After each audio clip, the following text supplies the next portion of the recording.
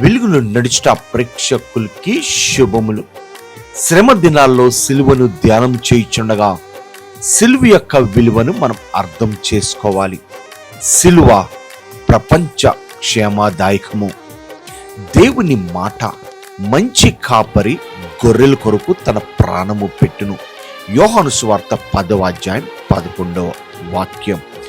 Jesus born as a baby, preached as a child, killed as a man, arose as a victory, coming back as a king. చిన్న ప్రార్థన. దేవా, మా కొరకు నీ ప్రాణాన్ని బలిగా అర్పించి మాకు గొప్ప విడుదలనిచ్చే ప్రభు, అందును బట్టి మీకు వందన స్తోత్రాలు చెల్లిస్తూ యేసు అతి పరిశుద్ధ నామంలో బ్రతిమలాడి వేడుకుంటున్నాము తండ్రి, ఆమేన్. దేవుడు మిమ్మల్ని దీవించును గాక. షాలోమ్.